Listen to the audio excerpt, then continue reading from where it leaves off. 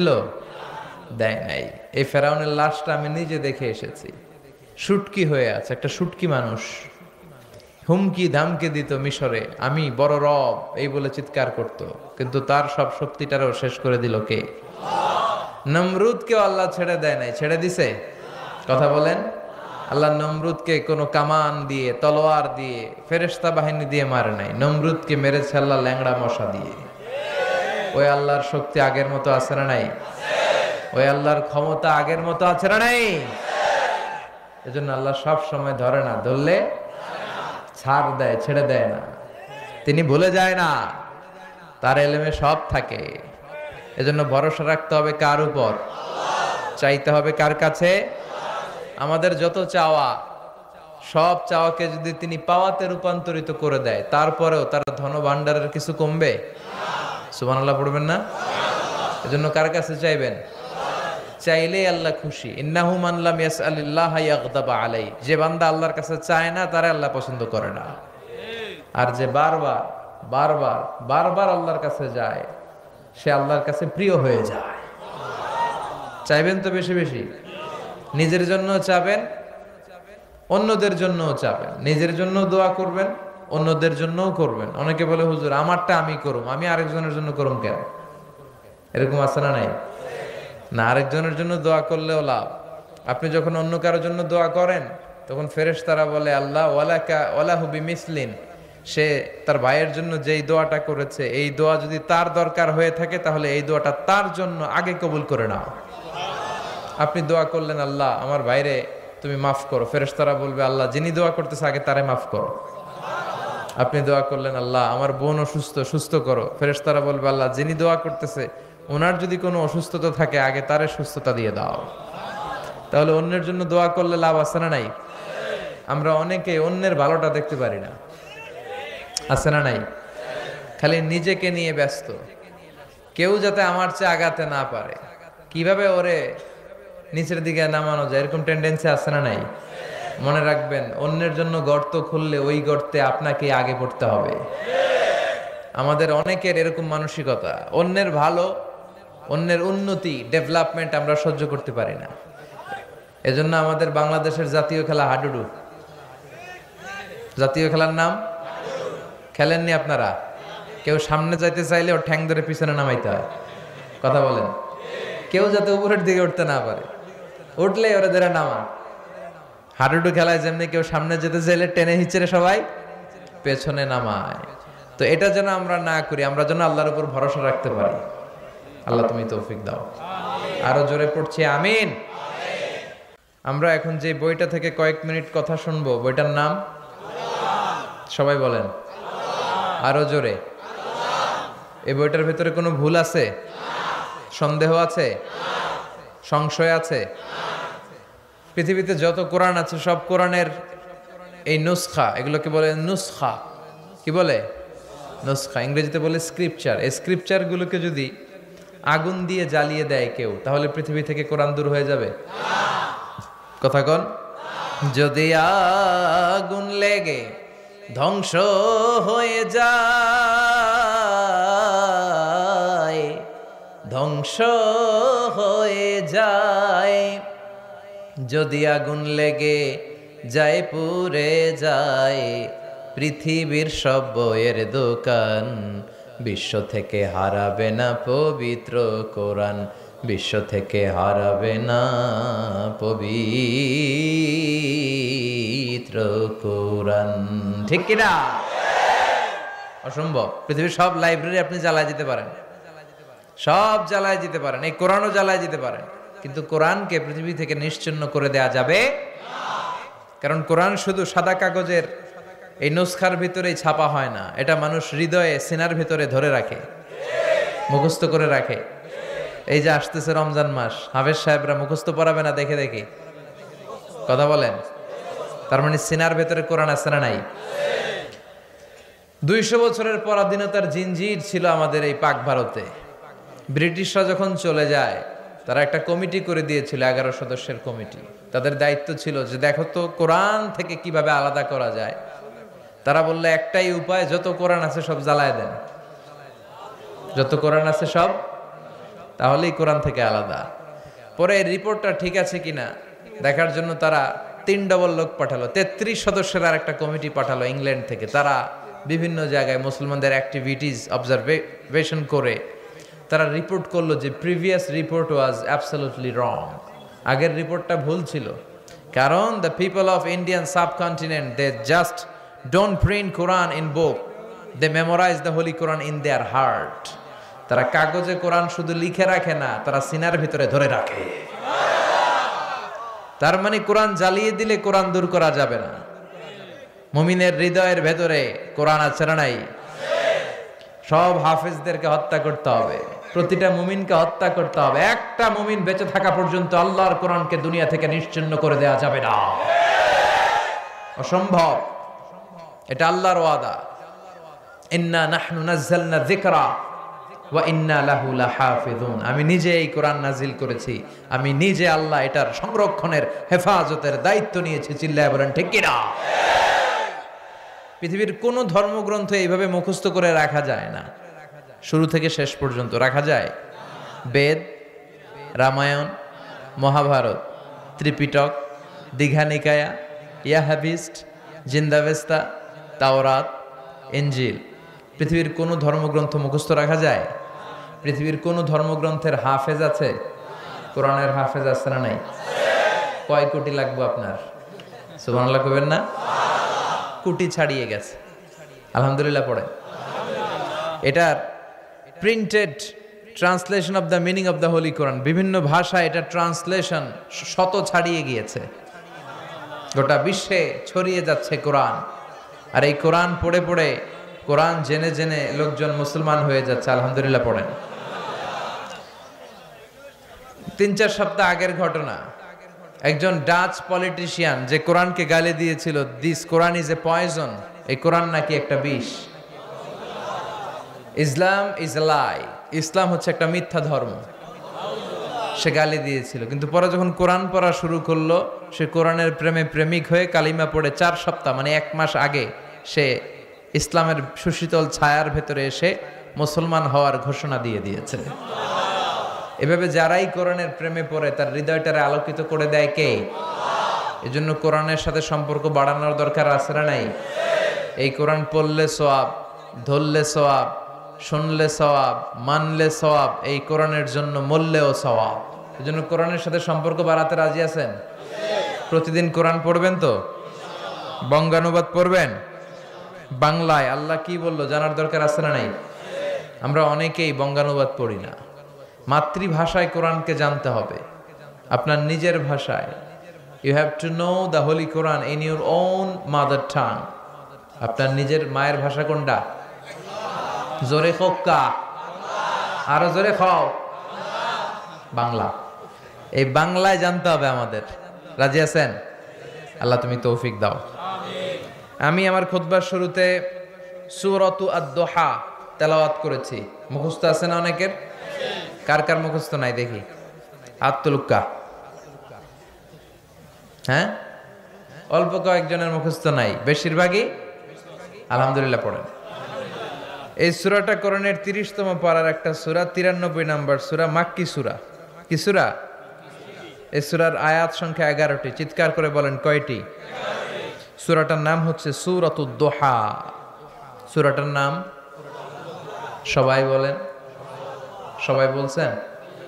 সবাই বলেন, আমার সাথে সে বলেন সূরাতুদ দুহা। দুহা মানে আলো, দুহা মানে তার মানে আলোর সূরা। সুবহানাল্লাহ পড়েন। আলো হচ্ছে সম্ভাবনার প্রতীক। এই আলো হচ্ছে আশার আলো। কিসের আলো? আশার আলো। এই সূরা আপনাকে আশার আলো দেখাবে। এই পৃথিবীতে যারা ফ্রাস্ট্রেটেড পিপল, আপসেট পিপল, যারা হতাশ, তাদের জন্য আল্লাহ এই সূরা নাজিল করে বুঝাতে চেয়েছেন যে তোমরা হতাশ হয়ো না, নিরাশ হয়ো না, হাল ছেড়ে দিও না, ভরসা রাখবে একজনের উপর, তিনি কে? এটা হচ্ছে আশার আলো ছড়ায়। এই সূরাটা আশার বাণী ছড়ায়। এটা মোটিভেশনাল সূরা। কোরআনের কি সূরা? মোটিভেশনাল সূরা, আপনাকে মোটিভেট করবে। এই সূরা পড়লে আপনি মোটিভেটেড হবেন, ভেতর থেকে এনার্জি লাভ করবেন, শক্তি পাবেন, অদম্য স্পৃহা আর আকাঙ্ক্ষা জাগবে কাজের। চিল্লায় এখন ঠিক কিনা? আশার আলো জাগায় সূরা। আদ-দুহা মানে হচ্ছে প্রভাতের সূর্য কিরণ, সকালবেলার সূর্য, দ্য ডে লাইট। সকালের সূর্যের একটা কিরণ আছে না নাই, স্নিগ্ধতা আছে না নাই? এটা দিয়ে বুঝাতে চাইলেন নিরাশ হওয়া যাবে না। Never be sad, never be upset, never be frustrated. মুমিন কখনো হতাশ হয় না। লা তাইআসু মির রাউহিল্লাহ, আল্লাহর রহমত থেকে নিরাশ হয়ো না। ইন্নাহু লা ইয়াইআসু মির রাউহিল্লাহি ইল্লাল কওমুল কাফিরুন, আল্লাহর রহমত থেকে নিরাশ হয় তারা যারা কাফের, যারা মুশরিক। মুমিন কখনো আল্লাহর রহমত থেকে নিরাশ হয়? আমাদের ভরসা একজনের উপর, তিনি কে? আরো জোরে বলতে হবে, তিনি কে? নাকি আমাদের ইবাদতের উপর ভরসা? আপনি যে নামাজ পড়েন, রোজা রাখেন, এগুলো আপনারা জান্নাতে নিতে পারবে? আমাদেরকে জান্নাতে নিবে শুধু আল্লাহর ভালোবাসা। চিল্লা এখন ঠিক কিনা? বনি ইসরায়েলের এক আবেদ শত শত বছর আল্লাহর ইবাদত করেছিল। In the day of judgement আল্লাহ তাআলা ওই আবেদকে বলবে, ইয়া আবদি উদখুলিল জান্নাতা বিরহমাতি, go to the paradise with my mercy. ও আল্লাহর ওলি, অনেক ইবাদত করেছো, যাও আমার দয়ায়, আমার রহমতে জান্নাতে ঢুকে যাও। সে বলবে, বলবি আমালি, আল্লাহ আমি আমার আমল দিয়ে জান্নাতে যেতে চাই। কি দিয়ে? আল্লাহ বলে, তাই এত আমল করে ফেলছো? এত আমল করেছো তুমি? কি আমল করেছো তুমি দেখি তো, আসো হিসাব করি। তোমার জীবনের যত আমল সবগুলো এক পাল্লায় রাখো, আর আমি দয়া মায়া করে দুনিয়ার সৌন্দর্য দেখার জন্য যে দুটো চোখ দিয়েছি তার দুটি নয়, একটি চোখ আরেক পাল্লায় রাখা হবে। এবার ওজন দেওয়ার পরে দেখা যাবে মুহূর্তের মধ্যে চোখের পাল্লাটা ভারী হয়ে গেছে। আল্লাহ বলবে, তোর ফলাফল বলে, এই যে ওজন দিলাম, এখন ফলাফল বলে তুই জাহান্নামে যাবি। কই যাবি? যা, go to the hell fire, জাহান্নামে ঢুক। এবার কে আল্লাহ মাফও চাই, দোয়াও চাই। ভুল করছি আমি, মাফ করে দাও, আমি জাহান্নামে যেতে পারবো না, জাহান্নামের আগুন সহ্য করার ক্ষমতা আমাদের নাই। আল্লাহ তুমি আমারে মাফ করে দাও, আমি বুঝতে পারি নাই, আমার ইবাদত দিয়ে, আমার সালাত দিয়ে আর তাহাজ্জুদ দিয়ে আমার জান্নাত মিলবে না তোমার দয়া আর ভালোবাসা ছাড়া। আল্লাহ বলবে, এই তো লাইনে আসছো মিয়া, এতক্ষণে বেলাইনে চলতেছিলা, আমার রহমতে তোমাকে এখন জান্নাতে ঢুকাবো। উদখুলিল জান্নাতা বিরহমাতি, যাও আমার রহমত আর দয়ায় জান্নাতে ঢুকে যাও। এজন্য ভরসা রাখবেন কার উপর? কিয়ামতের দিন আল্লাহর কাছে দয়া চান না বিচার চান? চিল্লায় বলেন, কি চাই? রোজ হাসরে আল্লাহ আমার করোনা বিচার, আল্লাহ করোনা বিচার, বিচার চাহি না তব দয়া চাহে এ গুনাহগার, আল্লাহ করোনা বিচার। পড়েন আমিন। আমি জেনে শুনে জীবন ভরে পাপ করেছি পরে পরে, এখন আশা নাই যে যাব তোরে বিচারে তোমার, আল্লাহ করোনা বিচার। পড়েন, রোজ হাসরে আল্লাহ আমার করোনা বিচার, আল্লাহ করোনা বিচার। পড়েন আমিন। এজন্য ভরসা কার উপর? এই সূরাতুদ দুহার সেন্ট্রাল থিম বা কেন্দ্রীয় আলোচ্য কথা বা সাবজেক্ট ম্যাটার, কেন্দ্রীয় আলোচ্য বিষয় হচ্ছে হতাশ হবেন না, নিরাশ হবেন না, হাল ছাড়বেন না, ভরসা রাখুন কার উপর? Never be sad, never lose hope, never be frustrated, depend on Allah. ভরসা করতে হবে একজনের উপর। চিৎকার করে বলেন, তিনি কে? এজন্য আল্লাহ সূরাটার নাম দিলেন সূরাতুদ দুহা। দুহা মানে আলো। দুহা মানে কি? আলো, সকালের আলো, সূর্য কিরণ, আলো। এই কোরআনকে আল্লাহ আলোর সাথে তুলনা করেছেন। সুবহানাল্লাহ কইবেন না? রাব্বুল আলামিন বলেন, কিতাবুন আনজালনাহু ইলাইকা লিতুখরিজান নাসা মিনাল যুলুমাতি ইলান নূর। ও নবী, my beloved messenger, my last messenger, I've revealed this holy and sacred book, the Holy Quran, unto you. in order to lead the mankind out of darkness into the light. ও নবী, কোরআন পাঠিয়েছি অন্ধকারাচ্ছন্ন মানুষগুলোকে লাইটের দিকে, আলোর দিকে নিয়ে যাওয়ার জন্য। সুবহানাল্লাহ পড়েন। আবার বিশ্বনবী কেউ আল্লাহ নূর বলেছেন, নূর। কোরআন কেউ বলেছেন নূর, বিশ্বনবী কেউ নূরের সাথে তুলনা করেছেন। আবার বিশ্বনবী বলেছেন, আল্লাহ আমার ডান দিকে নূর দেন, আমার বায়ে নূর দেন, আমার সামনে নূর দেন, আমার পেছনে নূর দেন, আমার উপর দিক থেকে নূর দেন, নিচ থেকে নূর দেন, আমার দেহের ভেতরে নূর দেন, আমার রক্তের ভেতরে নূর দেন, আমার গোশতের ভেতরে নূর দেন, আমার অস্থি হাড্ডি মজ্জার ভেতরে নূর দেন, আমার জন্য আপনি নূর দেন। সুবহানাল্লাহ পড়েন। বিষ্ণুনবী আলো চেয়েছেন, আলো ছাড়া পথ চলা যায়? কথা কয় না। এখানে যদি আজকে আলো না থাকতো, আলো না থাকলে আমার দেখা যাইতো? আমি আপনাদেরকে দেখতাম? আলোর দরকার আছে না নাই? বেশি না কম? এজন্য আল্লাহ আলোর নামে সূরা দিলেন। সূরার নাম সূরাতুদ দুহা। চিল্লায় বলেন, সূরার নাম সূরাতুদ দুহা, আলোর সূরা। আলো, কোরআন এসেছে আমাদেরকে আলোকিত করতে, বিশ্বনবী এসেছেন আমাদেরকে আলোকিত করতে। এই প্রভাতের সূর্য কিরণ, সকালবেলার আলো, এই আলোর নামে আল্লাহ তাআলা এই সূরাটা দিলেন। এই সূরা নাজিলের একটা ব্যাকগ্রাউন্ড আছে, শুনবেন সবাই। বিশ্বনবীর কাছে কোরআনের আয়াত নাজিল হতে শুরু করলো, বিশ্বনবীর নবী হলেন, আর যতগুলো আয়াত বিশ্বনবী পেলেন এগুলো সাহাবাদের কাছে, মক্কার কাফের কুরাইশদের কাছে, মুশরিকদের কাছে বর্ণনা করতে শুরু করলেন। সুবহানাল্লাহ পড়েন। বিশ্বনবী একটা কোরআনের আয়াত লুকিয়ে রাখে নাই, রাখছে? যাই নাজিল হয়েছে তাই প্রচার করেছে। কারণ আল্লাহ বলেছেন, বাল্লিগ মা উনজিলা ইলাইক, ও নবী যা আপনার কাছে নাজিল হয় প্রচার করে দেন। গোপন করা যাবে? যাই নাজিল হতো বিশ্বনবী শেয়ার করত। রাত্রিবেলা নাজিল হলে সকালে সাহাবাদেরকে বলে দিত, সকালে নাজিল হলে দুপুরবেলা কাফেরদের কাছে প্রচার করে দিত, দুপুরে নাজিল হলে রাত্রিবেলা বলে দিত। এটা ছিল বিশ্বনবীর অভ্যাস। যাই ওহী নাজিল হয় বিশ্বনবী শেয়ার করে। কিন্তু কি অবাক করা কাণ্ড, কি আজীব কথা, হঠাৎ করে বিশ্বনবীর কাছে ওহী আসা বন্ধ হয়ে গেল। ওহী আসা বন্ধ। সেদিনা জিব্রাইল আসেন না, কোরআন নাজিল হয় না, ওহী আসে না। ফলে উনি দাওয়াতি কাজও করতে পারে না। উনি কি বলবে? কারণ ওমা ইয়ানতিকু আনিল হাওয়া ইন হুয়া ইল্লা ওয়াহয়ুন ইউহা। নবী মন গড়া কিছু বলতেন না, তিনি রেভেলেশন, ওহী, প্রত্যাদেশ, সিক্রেট মেসেজ আল্লাহর কাছ থেকে যা পেতেন শুধু ওইটাই শোনাতেন। সুবহানাল্লাহ পড়েন। তার মানে আমার নবীর অভ্যাস ছিল কোরআন যা নাজিল হতো বলে দিতেন, প্রচার করতেন, মানুষের সাথে শেয়ার করতেন। কিন্তু হঠাৎ কোরআন নাজিল করা বন্ধ করে দিল কে? কোরআন যখন নাজিল হওয়া বন্ধ হয়ে যায়, নবীর দাওয়াতি কাজও থেমে যায়। বিশ্বনবী আর কোরআন প্রচার করতে পারছেন না, কারণ নতুন তো আসে নাই কিছু। কথা কম, এরকম বন্ধ। কোন বর্ণনায় এসেছে 15 দিন, কোন বর্ণনায় 1 মাস, কোন বর্ণনায় 3 মাস, কোন বর্ণনায় 6 মাস। 6 মাস বিশ্বনবীর কাছে ওহী আসে না। বিশ্বনবী নতুন কোন আয়াতের কথা কাউকে শোনাতে পারেন না। কাফির মুশরিকরা হাসি ঠাট্টা শুরু করলো, বলল, মুহাম্মদ তোর আল্লাহ তোরে ছাড়ছে, তোর আল্লাহ তোরে ভুলছে। নাউজুবিল্লাহ কইবেন না?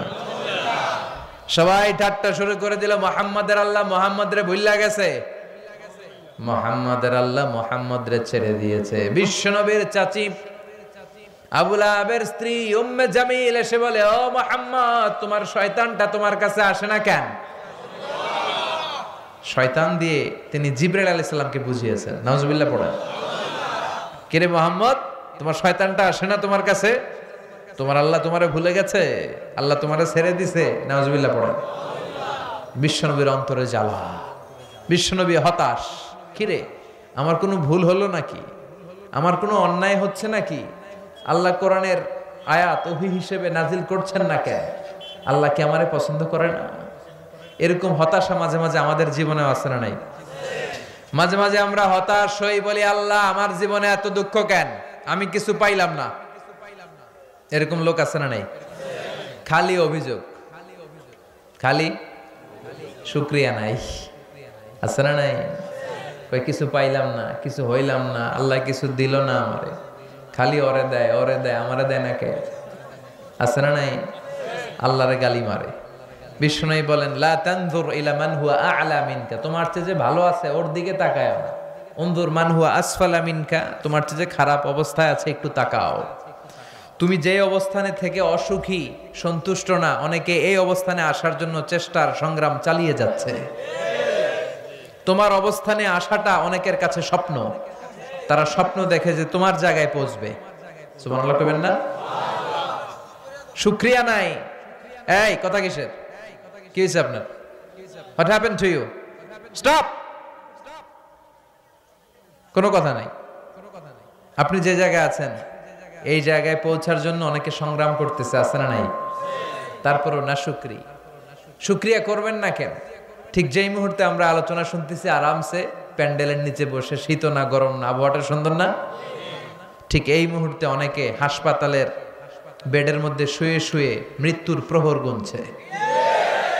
ক্যান্সার, ডাক্তার বলছে আর চলবে না জীবন, লাস্ট স্টেজে চলে আসছেন, এবার খালি দোয়া, এবার খালি তার সেলের ভিতরে, স্নায়ুর ভিতরে জ্বালা, ওর ছেলে আগুন ধরে গেছে, জ্বালা, যন্ত্রণা, চিৎকার। ঠিক যে মুহূর্তে আমরা এখন কথা শুনছি এই মুহূর্তে চকবাজারের অগ্নি দুর্ঘটনায় যারা নিহত হয় নাই, আহত হয়েছে, হসপিটালের বার্ন ইউনিটে দেহের অর্ধেক, কারো 70%, কারো 60% দেহের অঙ্গগুলো জ্বলে গিয়েছে। ওরা সেখানে চিৎকার আর মাতম। আমরা ওদের চেয়ে ভালো আছি না নাই? ঠিক যে মুহূর্তে আমরা আলোচনা শুনছি ঠিক এই মুহূর্তে অনেকে হাইওয়েতে, মহাসড়কে দুর্ঘটনার কবলে, ডাকাতের কবলে, অনেকে প্রচন্ড অসুস্থ, আছে না নাই? আহা, শুকরিয়া আমাদের নাই। শুধু না শুকরিয়া, পাইলাম না রে, আল্লাহ দিল না রে, কিছু হইল না রে, নিজে যে চেষ্টা করে না ওইটা কয় না। ওয়াল্লাইসা লিল ইনসানি ইল্লা মা সাআ, মানুষ চেষ্টা করলে সব পায়, ঠিক কি না? চাওয়ার মতো চাইলে তারে সব দিয়ে দেয় কে? বিশ্বনবী টেনশনে পড়ে গেলেন, কিরে ঘটনা কি, ওহী নাজিল হয় না কেন? কোনো ভুল হলো নাকি, অন্যায় হলো নাকি, কোনো ত্রুটি করে ফেললাম নাকি? হতাশ হয়ে গেলেন আমার নবী। যেমন আমরাও মাঝে মাঝে হতাশ হয়ে যাই। আমরা বলি আমার জীবনে তো ভালো কিছু হয় না, সব দুঃখ কষ্ট তো আমার সাথে এরকম হয় কেন? আচ্ছা না নাই? এই হতাশ যারা, তাদের জন্য এই সূরা মোটিভেশনাল সূরা, সূরাতুদ, সবাই বলেন সূরাতুদ। আল্লাহ বললেন ওয়াদ-দুহা, আলো, আশার আলো, সম্ভাবনার আলো। সুবহানাল্লাহ পড়েন। বিশ্বনবীকে আশা জাগানোর জন্য, বিশ্বনবীকে আশ্বস্ত করার জন্য, বিশ্বনবীকে সাপোর্ট করার জন্য, বিশ্বনবীকে জানিয়ে দেওয়ার জন্য আল্লাহ সূরাটা নাজিল করলেন। ওয়াদ-দুহা ওয়াল-লাইলি ইযা সাজা মা ওয়াদ্দা'আকা রাব্বুকা ওয়া মা ক্বালা ওয়ালাল আখিরাতু খায়রুল লাকা মিনাল উলা ওয়ালাসাউফা ইউ'তিকা রাব্বুকা ফাতারদা। সুবহানাল্লাহ পড়েন। আল্লাহ নাজিল করলেন নবী ওয়াদ-দুহা, আলোর শপথ, প্রভাতের সূর্য কিরণের শপথ, ওয়াল-লাইলি ইযা সাজা, রাতের শপথ, যখন রাতটা নিঝুম আর নিস্তব্ধ হয়। সুবহানাল্লাহ পড়েন। আলো আর অন্ধকার, এই দুইটার কসম কাটলেন কে? আলো আর অন্ধকারের কসম কাটার মধ্য দিয়ে মূলত আলো দ্বারা আল্লাহ তাআলা ওহীর আগমনকে বুঝিয়েছেন, আর অন্ধকার দিয়ে ওহীর অনুপস্থিতি বুঝিয়েছেন। সুবহানাল্লাহ পড়েন। বিশ্বনবীর আল্লাহ বুঝাতে চাইলেন, নবী আলোর কসম, অন্ধকারের কসম, সব সময় আলো থাকলে আপনার ভাল লাগবে না। বছরের 365 দিন যদি দিনে রাতে সব সময় আকাশে সূর্য দেখা যায়, ভালো লাগবে নাকি? ঘুমানো যাবে নাকি? অন্ধকারের দরকার আছে না নাই? আবার 365 দিনের সব সময় যদি ঘুটঘুটে অন্ধকার থাকে, সূর্যের আলো না থাকে, তাইলেও ভালো লাগে নাকি? আলোরও দরকার আছে, অন্ধকারেরও। এজন্য আল্লাহ আলোর কসম কাটলেন, অন্ধকারের কসম কাটলেন, আর বুঝাতে চাইলেন নবী ওহী আসাটা যেমন দরকার, কিছুদিন ওহী আসা বন্ধ থাকাও দরকার। সুবহানাল্লাহ পড়েন। কারণ বারবার ওহী আসলে ওই ওহী রিসিভ করে আপনি হজম করতে পারবেন না। আল্লাহু আকবার। কারণ ওহীর একটা পাওয়ার আছে না নাই? সূর্যের যেমন কিরণ থাকে, তেজ থাকে, ওহীরও তেজ আছে না নাই? বিশ্বনবীর যাতে কষ্ট না হয় এজন্য আল্লাহ বন্ধ রাখছিলেন। বিশ্বনবীরে বললেন, ও নবী, আমি আপনারা ভুলে যাই নাই, ছেড়ে দেই নাই, আপনার যাতে কষ্ট না হয় এজন্য কিছুদিন ইচ্ছা করে গ্যাপ রাখছি, বন্ধ রাখছি। আল্লাহু আকবার। কারণ ওহী এত পাওয়ারফুল, বিশ্বনবী এটারে বলেছেন কাওলান সাকিলা, কোরআনের ওহীকে কাওলান সাকিলা মানে ভারী আওয়াজ, শক্ত আওয়াজ, শক্ত বাণী, পাওয়ারফুল বাণী বলে ঘোষণা করেছে কে? মা আয়েশা বর্ণনা করেন প্রচন্ড শীতের রাতে বিশ্বনবীর উপর যখন কোরআন নাজিল হতো বিশ্বনবী ঘেমে একাকার হয়ে যেতেন। প্রচন্ড শীতের রাতে যখন এই কোরআন আসতো, আমরা তো মাগনা কোরআন পাইছি, কোনো কষ্ট করা লাগে নাই। বিশ্বনবী শীতের রাতে যখন এই কোরআন রিসিভ করতো, বিশ্বনবীর হাত্তা ইয়াতাফাসসাদু জাবিনাহু আরাকান, এই থুতনি দিয়ে দাড়ি বেয়ে ঝরঝর করে ঘাম ঝরতো। মিসলা সালসালাতিল জারাস, দপ্তরি যেমনি ঘন্টা বাজায় ধাম ধাম আওয়াজ, এরকম বিকট আওয়াজে ওহী আসতো। বিশ্বনবী যখন কোনো ওটের উপর বসা থাকা অবস্থায় ওহী রিসিভ করতেন, ওটের বুকটা মাটিতে লেগে যেত। ঘোড়ার উপর বসে থাকা অবস্থায় যখন বিশ্বনবী কোরআনের আয়াত ওহী রিসিভ করতেন, ঘোড়ার পা বালুর মধ্যে দেবে যেত। বিশ্বনবী মাঝে মাঝে সাহাবাদের পায়ের মধ্যে মাথা রেখে ঘুমাতেন। এক সাহাবার পায়ের মধ্যে, রানের মধ্যে বিশ্বনবী মাথা রেখে ঘুমিয়ে গেলেন। ঘন্টাখানিক ঘুমালেন। সাহাবী বলে আমার পায়ে কোনো ব্যথা পাই না। হঠাৎ বিশ্বনবী চোখ মেললেন, তখনও শুয়ে রইলেন। ইন দা মিন টাইম কোরআনের আয়াতগুলো ওহী হিসেবে বিশ্বনবীর উপর যখন নাজিল হতে শুরু করলো, সাহাবী বলে আমার মনে হলো আমার পায়ের রান এখনই মুহূর্তের মধ্যে ফেটে যাবে, আমার হাড্ডি মনে হয় ফেটে যাবে। 2 ঘন্টা শুয়ে আছে, ওই সাহাবী টেরই পায় না বিশ্বনবীর মাথা। কিন্তু যখনই কোরআনের আয়াত নাজিল হতে শুরু করলো, সাহাবী বললেন আমার হাঁটুর উপরে, আমার রানের উপরে এত প্রেসার আর চাপ পড়তে শুরু করলো, আমার মনে হচ্ছিল যে আমার রানের হাড্ডিটা ভেঙে খান খান হয়ে যাবে। তার মানে ওহীর, কোরআনের আয়াতের একটা পাওয়ার আছে না নাই? আল্লাহ বুঝাতে চাইলেন নবী সব সময় যদি এই ওহী নাজিল করি, এই ওহী রিসিভ করতে যে আপনার স্নায়ু, আপনার শরীর এটা বরদাস্ত করতে পারবে না, এটা হজম করতে পারবে না। তাই আপনাকে বিশ্রাম দেওয়ার জন্য, প্রশান্তির জন্য, দিন শেষে রাতকে যেমনি আমি বিশ্রামের জন্য পাঠাই, তেমনি কিছুদিন ওহী নাজিল করে আবার ওহী বন্ধ করে আপনাকে আমি বিশ্রামের সুযোগ করে দিয়েছি। এজন্য রাব্বুল আলামিন বলেন আদ-দুহা ওয়াল লাইলি ইযা সাজা মা ওয়াদ্দাআকা রাব্বুকা ওয়া মা ক্বালা, মা ওয়াদ্দাআকা রাব্বুকা ওয়া মা ক্বালা।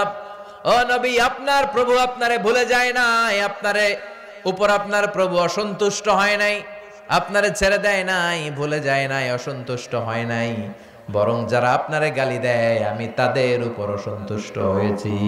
ঠিক কি না? কাফির মুশরিকরা বিশ্বনবীরে কবি বলে গালি দিত, পাগল বলে গালি দিত, গণক বলে গালি দিত, আর বলতো মুহাম্মদ তুমি হলা আবতার, মানে লেস কাটা। নাউজুবিল্লাহ পড়বেন না? সবাই বলতো মুহাম্মদ তোমার কোনো ছেলে সন্তান নাই, তুমি মরলে তোমার সব শেষ। ও মুহাম্মদ তোমার নাম নেয়ার মতো কেউ থাকবে না।